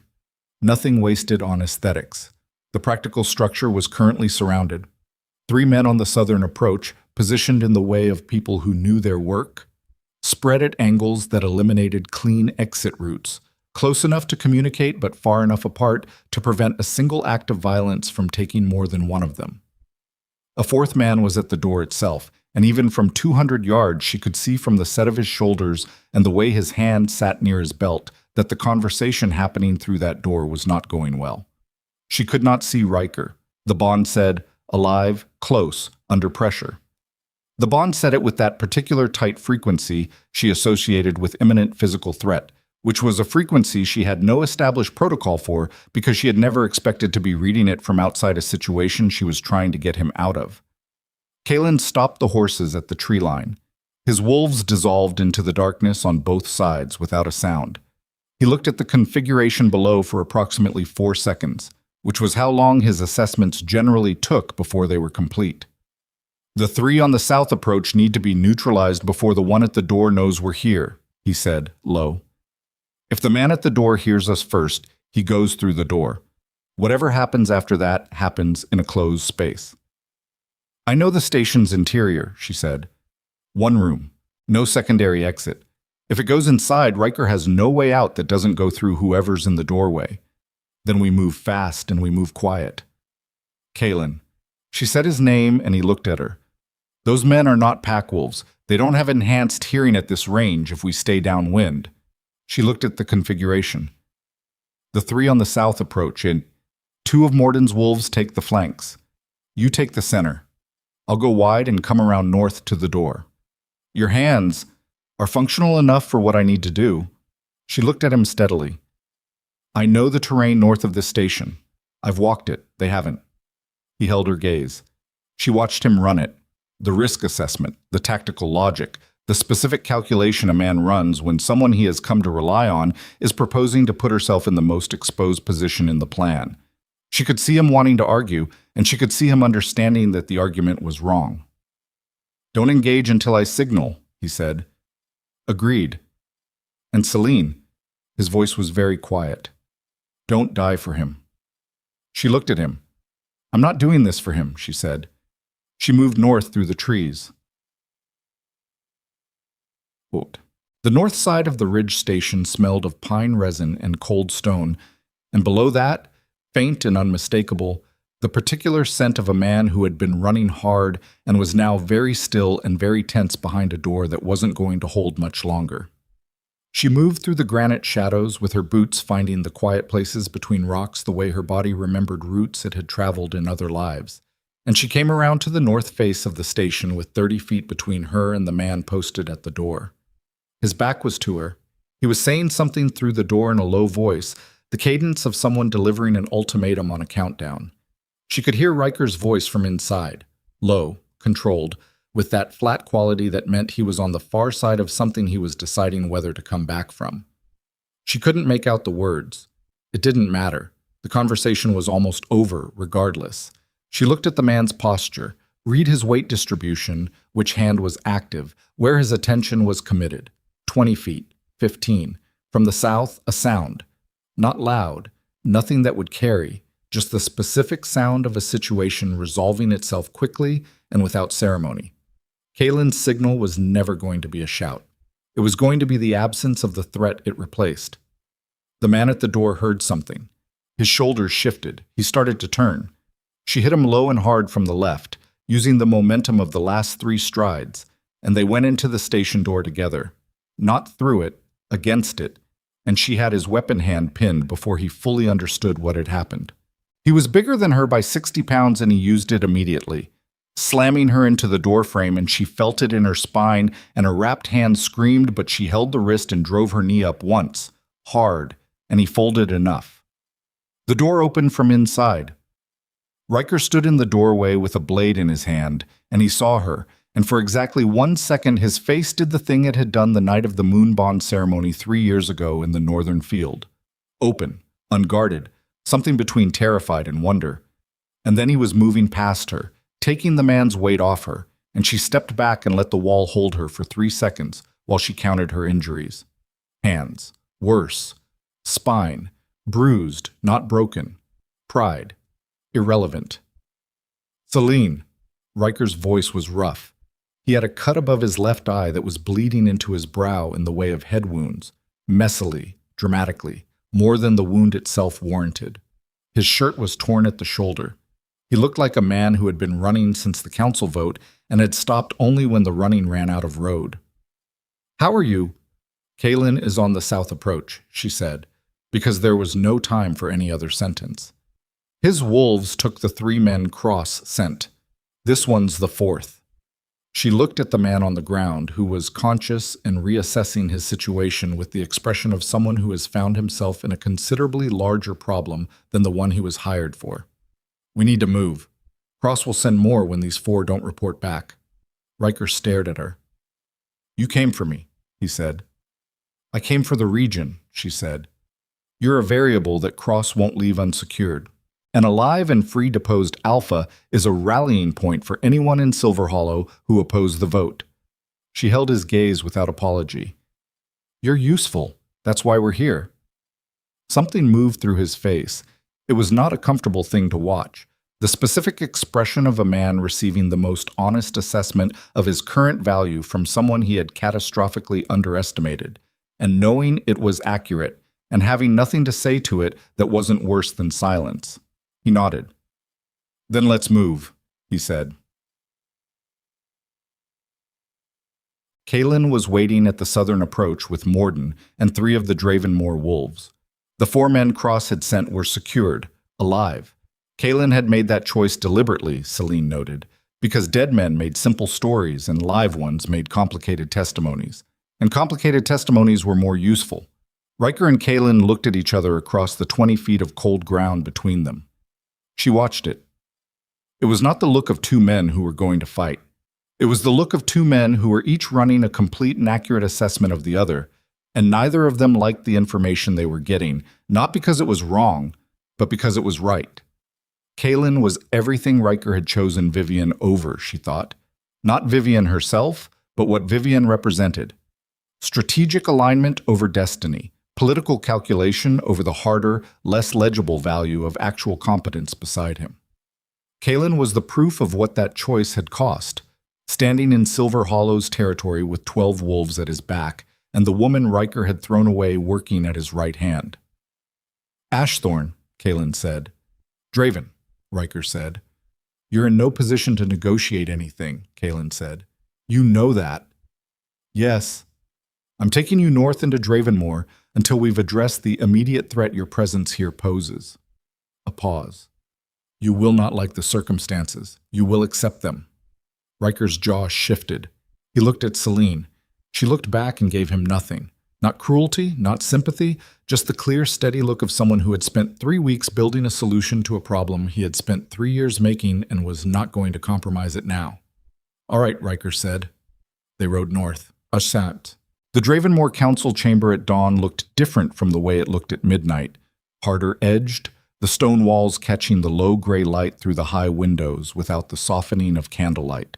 Selene had been awake for 22 hours and felt it in the specific way exhaustion settled into the back of the skull when the body understands that stopping is not yet available. She had the Coldfen reroute proposal drafted and sent by Ryder before dawn. She had the territorial summary of Cross's Western Pass garrison in front of the full council within an hour of their return. She had Riker secured in the Northern Wing guest quarters with a Dravenmoor wolf at the door. Not a cell, not a cage, but not freedom either. And she had explained the distinction to him in the corridor, and he had accepted it with the silence of a man who understood that silence was the only form of dignity currently available to him. She was on her 4th hour of council session when the second rider arrived from Silver Hollow. Not Elder Mora this time. Mira. Her sister walked into the Dravenmoor Council chamber with mud on her boots and a 3-day-old bruise along her left cheekbone, and the look of someone who had been riding since before the last sleep she remembered, and she looked at Selene across the length of the oak table, and Selene was standing before she consciously decided to stand. Mira. Her voice came out stripped of everything professional. What happened to your face? Cross's man, Mira said. When I tried to access Elder Mora's archive, I got out. Mora told me where you were. She looked around the council chamber, at Kaylin, at the assembled counselors, at the maps and documents spread across the table, and took it in with the particular rapid assessment of someone who doesn't have time to be impressed or intimidated. He's moving the pack. Selene went still. Cross, Mira said. He's calling it a consolidation measure, moving Silver Hollow's core families to the central settlement, pulling the border posts in. She looked at Selene. He's stripping the eastern and northern reaches of personnel. He's pulling everyone into a single concentrated population. Selene turned to the map. Her mind was already running it. What it looked like from above, the geometry of it. A population consolidated into a single point of control, border posts abandoned, the dispersed pack structure that made Silver Hollow resilient against external pressure being deliberately compressed into a form that was easier to manage and easier to hold. He's not consolidating, she said. He's corralling. The room was very quiet. When your population is scattered across a territory, she said, speaking to the council, because this was what they needed to understand, and she was past the point of softening information for comfort. Individual families have options. They can leave. They can resist locally. They can maintain contact with outside parties. She looked at the map. When you consolidate them into a central settlement and abandon the border posts, you remove all of those options. You create a population that is entirely dependent on central supply and entirely visible to central authority. Every family, every warrior, every elder. He's locking them in, Kaylin said. He's locking them in, she confirmed. And once they're locked in, he controls their food, their water, their communication with the outside, and their ability to leave. At that point, Silver Hollow stops being a pack and starts being a held population. She looked up. Which is what Ironvale has been helping him build toward. Not a military occupation, a political one, slower, harder to reverse. The council chamber was absolutely silent. Kaelin looked at her. She looked at him. 17 years, the cross-iron veil arrangement had been in quiet construction. She could see it now, the full shape of it, all the pieces she'd been assembling in 3 weeks of Dravenmore council work, suddenly completing their architecture. The water rights voided 2 years ago. The garrison on the Western Pass. The fabricated criminal record that removed Silver Hollow's one council member capable of reading the plan before it matured. The deposed Alpha. The consolidation order. It had never been about Riker. Riker had been a door, she had been the lock. The thing she felt in that moment was not the managed dull ache of the bond, and it was not the cold analytical clarity she had been operating on for weeks. It was something older and simpler and considerably less comfortable. The specific fury of someone who has finally seen the full dimensions of the room they were maneuvered into. She had spent 3 years in Silver Hollow, doing work that advanced the pack and was credited to someone else. She had been identified as the threat to a 17-year plan and systematically destroyed. She had been driven into exile with fabricated evidence so that a consolidation scheme that would swallow an entire pack could proceed without opposition. Her pack, 500 people she had known since childhood, whose families she could name, whose children she had watched grow up, who were currently being moved into a central settlement like pieces on a board by a man who had spent 17 years building the board. She looked at Kaelin. "I need to go back in," she said. The room moved. "Selene." Kaelin's voice was careful. "Not to Silver Hollow," she said quickly, because she could see what he was hearing and she needed him to hear what she was actually saying. "Not to walk into Cross's territory and offer myself as a target. I need to go to the Eastern Reach families before they're consolidated. The ones who haven't moved yet. The border families. If we can reach them before the consolidation order is enforced, they become the dispersed resistance that makes the consolidation incomplete," Kaelin said. "And an incomplete consolidation is not a held population. It's a civil dispute, which means Iron Veil cannot justify military support as defensive necessity because the situation is not resolved, which means Cross's timeline falls apart." She looked at the map. "We have maybe 36 hours before the Eastern Reach families get the consolidation order enforced at their doors." Kaelin looked at her for a long moment. Then he stood. "Morden," he said, without looking away from her. "Prepare the Eastern unit. Full provisions? Fast pack." "My lord." Morden was already moving. Kaelin walked around the table to where she was standing. He stopped close enough that she had to look up slightly to hold his gaze, which she did without difficulty because she had never been someone who looked away from things that mattered. "The Eastern Reach approach goes through the Western Pass," he said. "I know. Cross's garrison is at the Western Pass." "I know. You're proposing we ride through a hostile garrison with a unit of Dravenmore wolves to reach Silver Hollow border families before a consolidation order catches them." His voice was very quiet. "You understand what that looks like from the outside. It looks like the King of Dravenmore and his council advisor entering Silver Hollow's Eastern Reach uninvited," she said. "It looks like provocation. It looks like exactly the justification Cross needs to call Iron Veil." She held his gaze. "Which is why we don't go as Dravenmore. We go as an emergency humanitarian response to a displaced population, which is what the Eastern families are going to be the moment that consolidation order hits their doors. Forced displacement of border families with no provision for their winter supplies, a regional crisis by every treaty standard on the continent." Kaelin was very still. "You've been building the framework for this," he said. "For 2 weeks," she said. "I built it hoping not to need it. I need it." Something moved in his face, past the king, past the calculation, past the 3 weeks of council sessions and the creek crossing and the way station fire tub. Something that was simply him, looking at her. "All right," he said. And from the corridor, Riker's voice, the door to the northern wing open, the Dravenmore guard stepping aside, and Riker Ashthorne standing in the doorway of the council chamber with the 3-day-old damage on his face and the look of a man who has heard enough to understand the shape of what is happening to his pack. "Take me with you," he said. Kaelin looked at him. Selene looked at him. "You have no standing," Kaelin said. "I have a face," Riker said. "Silver Hollow families know my face. They knew it before they knew Cross's name. If you're going to reach them before the consolidation order, you need someone they'll open a door for. His jaw was tight. That's me. Whether any of us like it or not, that's still me. The council chamber was silent. Selene looked at Riker, at the damage and the exhaustion and the specific expression of a man who has burned everything he had and is standing in the wreckage trying to find one thing left that is worth something. And she ran the calculation with absolute honesty, the way she ran all calculations. He was right. She hated that he was right. He comes, she said to Kaelin, under your authority, not his own. Kaelin looked at Riker. You understand what that means? Yes, Riker said. Say it. I ride under Dravenmore's protection and Dravenmore's command. His voice was flat and certain, the voice of a man accepting terms he would not have been able to accept 3 weeks ago. The voice of a man who has had everything stripped away and found, in the stripped-down version of himself, something he didn't know was there. Your call. Your decisions. I follow. Kaelin held his gaze for 5 seconds. Then he looked at Selene. And Selene looked at the map, at the Western Pass with its garrison, at the Eastern Reach with its families, at the space between Dravenmore and Silver Hollow, where 17 years of patient architecture was about to collide with 36 hours of everything she had left.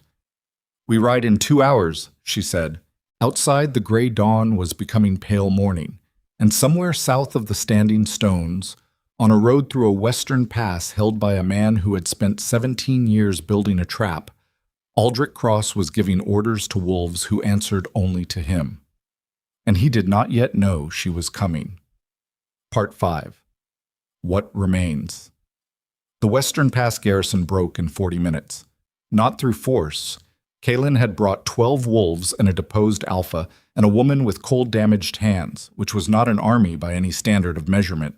It broke because Selene had spent 2 weeks building the legal architecture for exactly this moment, and when she rode to the garrison checkpoint and presented the regional humanitarian treaty documentation to the garrison commander and explained in the flat, precise voice she used when she wanted to make certain there was no ambiguity, that Silver Hollow's consolidation order constituted forced displacement of border families under a treaty framework that predated Cross's council authority.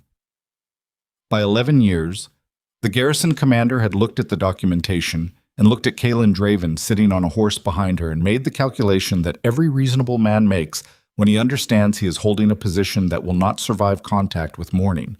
He stepped aside. They rode through. The Eastern Reach families took more time, because people who have been told a story for weeks do not immediately discard it for a new one, regardless of how well documented the new one is. And Riker's presence at their doors was both the tool Selene had predicted it would be and the complication she had known it would also be. Some doors opened because they recognized his face, and some doors opened because they recognized his face and then immediately needed to know what had happened to it, and the conversations that followed were not fast. But they opened. By the time Cross's consolidation enforcers reached the Eastern Reach, 14 of the 17 border families had declined the order on treaty grounds and had the documentation to support the decline, and the 3 families who had complied were already in communication with the others through the emergency messenger network. That Mira, still mud-booted, still bruised, operating on what appeared to be pure uncut fury, had set up in the 12 hours since her arrival in Dravenmore. Cross moved on the second day. He came to the Eastern Reach himself, which Selene had predicted he would, because a man who had spent 17 years on a plan did not delegate its defense when the plan was coming apart. He brought 20 of his private retainers and Vivienne, who rode beside her father with the composed expression of someone who had understood, somewhere in the preceding 48 hours, that the board she'd believed she was winning on had changed geometry entirely. Selene stood in the road. Kaelin stood beside her. Riker stood 3 paces behind them, which was where he belonged and where he had placed himself without being asked. And that small fact, the 3 paces, the chosen deference, told her something about what the last 2 days had cost him and what they had clarified in him that she filed away without comment because this was not the moment for commentary. Cross pulled his horse to a stop 20 feet away. He looked at Selene for a long time. She looked back. She had imagined this moment in many forms over the preceding weeks. But imagination had not prepared her for the specific quality of looking at the man who had dismantled her life with 17 months of patient work and feeling, not fury, fury was too simple, but a cold and clarifying recognition. He was smaller than the architecture he had built. That was always true of people who worked through systems rather than presence. The plan was enormous and the man inside it was ordinary. And when the plan was taken away, what remained was an ordinary man on a horse in a road who had run out of board. "You have no legal standing here," Cross said. His voice was even. He was a man who had held his composure through 17 years of patient work, and he held it now. And she respected the craft of it, even as she looked at him across everything it had cost her. 14 families declined your consolidation order under regional treaty documentation, she said.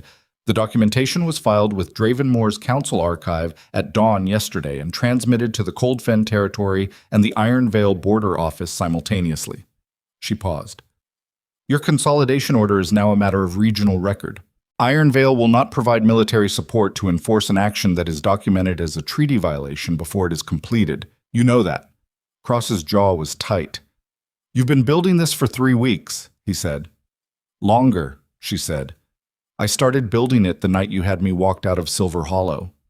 A silence. Vivienne. Riker's voice came from 3 paces behind Selene, quiet, without anger, with the specific tone of a man addressing someone he had genuinely wronged rather than someone he needed something from. I should have seen it earlier. What your father was doing. That's on me. Vivienne looked at him. Her composure held, but underneath it, in the set of her mouth and the way her eyes moved between her father and the road, something was working that was not what it had been 3 days ago. The pack is not yours to take, Riker said to Cross. It never was. Whatever deal you made with Iron Vale, it ends here. Cross looked at him with something past contempt, not quite dismissal. You have no title, you have no authority, you have no... I have 20 warriors on the southern tree line, Kaelin said. It was said quietly, conversationally, in the tone of a man mentioning a fact about the weather. Cross's eyes moved to the tree line. The 20 Dravenmoor wolves were visible. Barely. The specific visible barely of wolves who had been instructed to be seen enough to be counted, and no more. The road was very quiet. Cross looked at the tree line, and at Kaelin, and at Selene, and at the 14 Eastern Reach families who had come out of their homes over the preceding hour to stand at various points along the road with the particular stillness of people who have been frightened and have decided that standing still in the open is preferable to being moved. He looked at Vivienne. Something passed between them. She didn't know what, couldn't read it fully. And then Vivienne looked away. That was the moment Cross understood the board. He didn't say anything. Men who had held composure for 17 years did not make speeches when they lost. He turned his horse and rode back south, and his retainers followed him, and Vivienne rode last, and she turned once to look at the road behind her, and her face in that last look was the face of a woman doing her own accounting in real time, which was the only kind that mattered. They were gone.